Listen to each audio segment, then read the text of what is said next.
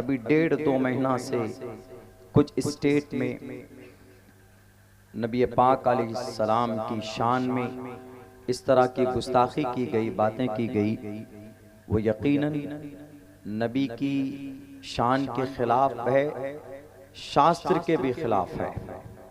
शास्त्रों में भी नहीं है वो बात, और आप अलैहिस्सलाम की जीवनी में भी वो बात नहीं है।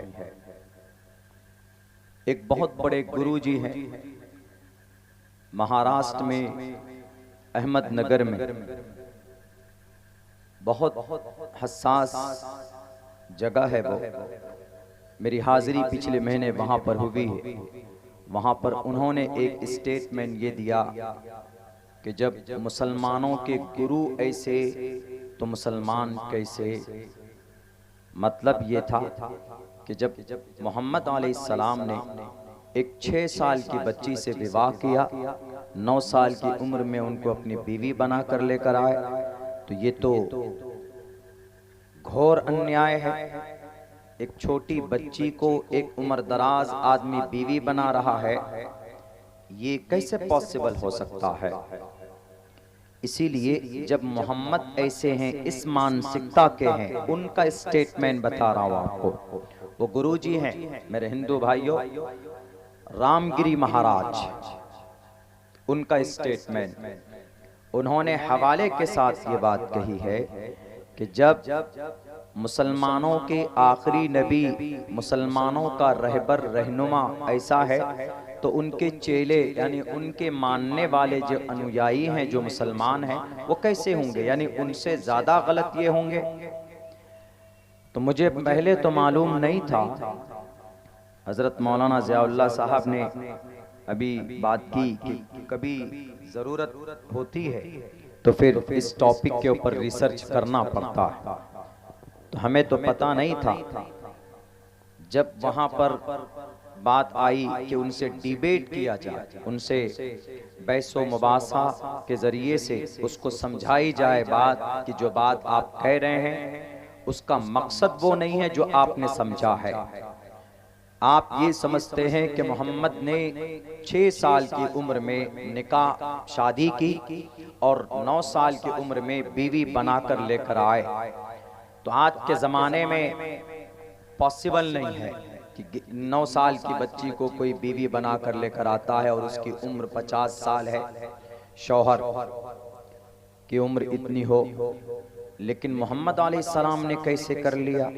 और जब उनसे पूछा गया कि मोहम्मद, आप रामगिरी महाराज से पूछा गया कि आपने ये स्टेटमेंट क्यों दिया है, ये तो शरीयत के खिलाफ है, शास्त्र के खिलाफ है। तो उन्होंने ये बात कही। उन्होंने लोगों से मुखातब करके कहा कि मैं डरता नहीं हूं, मैंने वो बात कही है जो इतिहास में है, मैंने वो बात कही है जो मुसलमानों की शरीयत में है।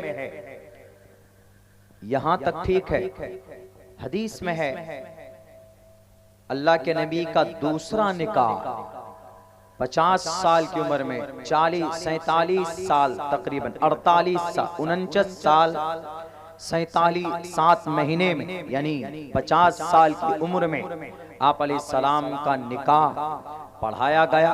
अबू बकर सिद्दीक ने निकाह पढ़ाया अम्मा आयशा का, जो उनके वालिद मोहतरम है। और जब 9 साल की उम्र की हुई, अम्मा आयशा को बीवी बनाकर यानी रुखसती कर कर लेकर गए, इसमें कोई शक नहीं है। लेकिन समझने वाले गलत समझ जाते। पहली बात तो इस्लामिक शरीयत में अगर बच्चा और बच्ची, लड़का लड़की छोटे हैं, नाबालिग है, 1 साल 2 साल 3 साल 4 साल का, तो इस्लामिक शरीयत में, इस्लामिक लॉ में यह प्रावधान है कि उसके माँ बाप अगर राजी हों तो दोनों की शादी हो सकती है, निकाह हो सकता है उनकी वली के रजामंदी के साथ। लेकिन अगर बालिग हो तो वो दोनों एबल हो सकते हैं, खुद भी कर सकते हैं। इस नजरिए से वो शादी बिल्कुल निकाह सही था। और 9 साल की उम्र में अम्मा आयशा छोटी, 9 साल की उम्र में गर्म इलाके में, जहाँ के क्लाइमेट, जहाँ के मौसम, वेदर कंडीशन गर्म होता है, वहां 9 साल की उम्र में, अब से 1458 साल पहले की बात है, वहां 9 साल की उम्र में अरब कंट्री में, जजीरतुल अरब में चले जाएं, वहां गर्मी है। यहाँ अपने इलाके के तरफ वहां सर्दी बहुत कम है, वहां ज्यादा गर्मी है, हरारत है। तो उस गर्म माहौल में बच्चियां 9 साल की उम्र में बालिग हो जाया करती थी। तो इस कंडीशन के हिसाब से अम्मा आयशा के बारे में मुहद्दिसीन ने यह बात लिखी है कि अम्मा आयशा 9 साल की उम्र में बड़ी हो चुकी थी, बालिगा हो चुकी थी। एंड अम्मा Ayesha and had to be a good women, to be a mother, मां बन सकती थी। अम्मा आयशा औरत बन चुकी थी, बालिग हो चुकी थी। इस नजरिए से उनकी रुखसती गलत नहीं है। लेकिन बात यहां पर है, रामगिरी महाराज साहब he doesn't believe in Quran and हदीस, वो तो कुरान और हदीस को मानते ही नहीं। ये तफसीर तो हदीस की तफसीर की बुनियाद पे है, उसकी उलमा हजरात मुहद्दिसीन ने जो बात कही है उसके हिसाब से, लेकिन वो मानते नहीं। तो हमारे पास जब ये खबर पहुंची तो हमने ढूंढना शुरू किया। हमने कहा कि ये कोई मसला ही नहीं है, किसकी शादी किस जमाने में हो रही है। अभी 3 दिन पहले साउथ के अंदर में एक बूढ़ा शख्स 50-65 साल की उम्र का आदमी 35 साल की यंग लड़की से, औरत से शादी की। ये कोई मसला नहीं। दिग्विजय सिंह 20 से 22 साल की उम्र की एक हीरोइन से शादी की, उसकी उम्र बेचारे की मोहतरम की 70 साल। ये कोई मसला ही नहीं है। शादी कौन कब कर रहा है, दिस इज नॉट मैटर।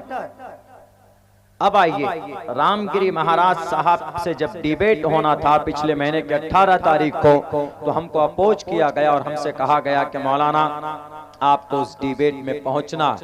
हमने कहा कि मैं तो नहीं पहुंच सकूंगा, लेकिन मैं 2 मंत्र लिख कर दे रहा। मैंने पहले तहकीक की थी, ऋग्वेद, यजुर्वेद, सामवेद, अथर्ववेद, रामायण वगैरह इन सब में तो नहीं मिला था। महाभारत का मंत्र है, मैंने पढ़ा। त्रिशदशो दश वर्षा भार्गो विंदेन नग्निकाम एकविंशति वर्षा वा सप्रा वर्षा वाप्नुयात्। त्रिशदशो 30 बरस का मर्द। महाभारत है हिंदू भाई, गौर से सुनिएगा, आपको भी बहुत फायदा होगा। ये जो मीडिया के जरिए से आपके कानों तक जो नफरत फैलाई पहुंचाई जा रही है ना, जरा खबरदार रहिएगा आप भी नफरतियों से। त्रिशदशो दश वर्षा, हमारे उलमाए किराम भी महफूज रखेंगे इसको, ताकि अगर कहीं पर कोई हमारे सनातन धर्मी भाई इस तरह के इतराज करें तो आप इसको कोड करके उनको समझा सकते हैं, बता सकते हैं। इसलिए कि इल्म से ही मुमकिन है जिहालत को दूर करना, इल्म से ही मुमकिन है दंगे फसादात को रोकना। श्री कृष्ण जी ने कहा है, साफ लफ्जों में कहा है, अधे पश्यस्त मो परी संतराम पादको हर माथे कौशल पको। और कहा है, बहुनाम जन उदारा सर्व एवैते ज्ञानी तात्मे वमय मतम आस्तिता से युक्तात्मा मामे वामुत्तमाम गतिम। इसीलिए कृष्ण जी ने कहा कि नेताओं के तलवे मत चाटो, जाहिल और अनपढ़ की स्पीच पर ज्यादा उछलने की जरूरत नहीं है। हकीकत को जानना है तो शास्त्रों को पढ़ो, धर्म ग्रंथों को पढ़ो। क्या कहती है ग्रंथ? ग्रंथ कहती है त्रिशदशो दश वर्षा भार गोविंदे ने नग्निकाम। नाचीज ने खुद से 15 दिन तक मेहनत करके इस मंत्र को निकाला, डायरेक्ट महाभारत से। त्रिशदशो 30 बरस का मर्द, 10 वर्षा 10 वर्ष की लड़की से, भार्गोविंदे ने नग्निकाम, जिसको हैज का खून ना आया हो, यानी वो लड़की नाबालिग हो। तो 30 बरस का मर्द है, लड़की नाबालिग है, 10 साल की उम्र की है। तो उस लड़की से 30 बरस का व्यक्ति विवाह कर सकता है, नग्नी कर सकता है, मतलब सगाई कर सकता, निकाह कर सकता। इसलिए मैंने कहा ना कि ये कोई इशू ही नहीं है, लेकिन बोल बोल कर हिंदू मुसलमानों में नफरत, हिंदू मुसलमानों में दंगे फसादात करवाने का बहुत आसान रास्ता। मुसलमानों के मोहम्मद के बारे में कुछ बोल दो और हमारे नौजवान तो एकदम बिल्कुल ऐसे उग्र हो जाते, नमाज पढ़ने में इतनी तेजी नहीं दिखाते, रोजा रखने में तेजी नहीं दिखाते, बस कहीं पर कोई बोला कि डंडा लेकर सड़क पर खड़े हो गए, तशद्दुद का शिकार बने, घर जला दिया गया, दुकान जला दी गई, गोली मारकर हत्या कर दिया जाता, 500 नौजवानों के खिलाफ अज्ञात केस बुक किया जाता है और आपको जेल के सलाखों के पीछे ठूंसा जाता है। ये सारी साजिशें हैं, पहचानने की जरूरत, उनको उन्हीं की जुबान में जवाब देने की जरूरत है। जो आदमी गलत बोलता है उनको उनके शास्त्र, अगर मुसलमान कोई गलत बोलता है, कोई आलिम दीन गलत बोलता है, तो हमारे दूसरे आलिम उसको सही राह दिखाते हैं, बताते हैं कि आपका ये मसला गलत है। हिंदू भाइयों, अगर आपके विद्वान गलती करें तो हम यही कहेंगे कि उनको शास्त्रों के जरिए मदद लेकर समझना चाहिए कि शास्त्र के अंदर क्या कहा गया। तो शास्त्रों में खुले लफ्जों में कहा गया, त्रिशदशो दश वर्षा भार गोविंदे ने नग्न काम, 30 बरस का मर्द 10 बरस की 10 वर्षा, 10 वर्ष को 10 वर्षा कहा, 10 वर्षा भार गोविंदे ने नग्न काम। जिसका हैज का खून ना आया हो उस छोटी 10 बरस की लड़की से विवाह किया जा सकता है। और नीचे वाला लाइन देखिए, एकविंशति वर्षा, एकविंशति, एक को एका, संस्कृत में 2 को द्वे, 3 को त्रीणी, 4 को चत्वारी, 5 को पंचावती, 6 को षट, 7 को सप्त, 8 को अष्ट, 9 को नवा, 10 को दशा, दशवर्षा था वहां, दशवर्षा, 11 को एकादशा, 12 को द्वेदशा, 13 को त्रियोदशा, 14 को चतुर्दशा, 15 को पंचादशा, 16 को षोडशा, 17 को सप्तादशा, 18 को अष्टोदशा, 19 को नवदशा, 20 को विंशति। चूंकि 20 लफ्ज है इसीलिए मैंने गिन के सुनाया आपको। 20 को विंशति बोलते हैं, संस्कृत में 20 के लिए विंशति आता, कोई दूसरा वर्ड नहीं आता। हिंदू भाइयों, अगर आपको मालूम नहीं है, हिंदू नालंदा विशाल शब्द सागर डॉक्टर वैद प्रकाश उपाध्याय की हिंदू डिक्शनरी, हिंदू मजहब में सबसे बड़ी डिक्शनरी है, पढ़ लीजिएगा, उसके अंदर में ये गिनती है। एकविंशति वर्षा, 21 वर्ष का यंग लड़का, एकविंशति वर्षा, वासप्रा वर्षा बापनुयात, वो 7 वर्ष की लड़की से भी विवाह कर सकता है। बताइए, महाभारत में वहां का 30 वर्ष का मर्द 10 वर्ष की लड़की से विवाह कर सकता। दूसरे लाइन में नीचे कहा कि एकविंशति, 21 वर्ष का मर्द 7 वर्ष की लड़की से विवाह कर सकता है। जब महाभारत में विवाह करने की परमिशन छोटी उम्र में दी जा रही है, तो अल्लाह के नबी अलैहिस्सलाम ने अगर 50 साल की उम्र में अगर 9 साल की बच्ची से विवाह किया तो महाभारत के हिसाब से यह गलत बिल्कुल नहीं। आप देखिए, पढ़िए, आपको पता चल जाएगा। मैंने अपनी तरफ से ये बात नहीं पेश की है। अगर आपको चाहिए, दलील चाहिए, हवाला चाहिए, तो इंशाअल्लाह आपका ये भाई हर वक्त अवेलेबल। मैं बहुत दूर का नहीं, यहाँ से 137 kilometre far away from here to Jokihat. मैं जोकीहाट में रहता हूँ, 137 किलोमीटर की दूरी है। आइए इंशाअल्लाह, जैसे मैं नर्सरी के बच्चों को पढ़ाता हूँ अपने स्कूल में, मैं आपको भी ये मंत्र समझाने के लिए तैयार। लेकिन मेरी तहकीक सिर्फ इसलिए है, आप भी कर सकते हैं, मैं कोई फरिश्ता नहीं हूँ, मेरे अंदर जुस्तजू है तो करता हूँ, आप भी कर सकते हैं, कोई प्रॉब्लम नहीं है। लेकिन तहकीक से, इल्म से, ज्ञान से बहुत सारी गलतफहमियां दूर होती। इसीलिए डॉक्टर नेल्सन मंडेला ने कहा, education is the most powerful weapon which you can use to change the world. Education एक ऐसा हथियार है कि आप उसके जरिए से दुनिया को बदल सकते हैं। तालीम एक ऐसा फील्ड है, आप उसके जरिए से नफरत को मिटा सकते हैं। हमने कहा कि लीजिए रामगिरी महाराज साहब को पकड़ा दीजिएगा और कहिएगा कि गुरुजी इसका क्या मतलब है, त्रिशदशो दश वर्षा भार गोविंदे नग्निकाम एक अविंशति वर्षा व सपरा वर्षा वापनुयात, इसका क्या मतलब है, क्या अर्थ है। 7 साल की बच्ची से विवाह कर सकते, और इससे साफ पता चलता है कि अगर 7 साल की कोई बच्ची है तो अगर उसका विवाह कर दिया जाए किसी सिचुएशन की वजह से तो वो मां बन सकती है। ये तो वेदों की और शास्त्रों की तहकीक है। सन 2023 की मई की रिपोर्ट पढ़िए, एम्स दिल्ली की 7 बरस की लड़की प्रेग्नेंट हुई है, मां बनी है।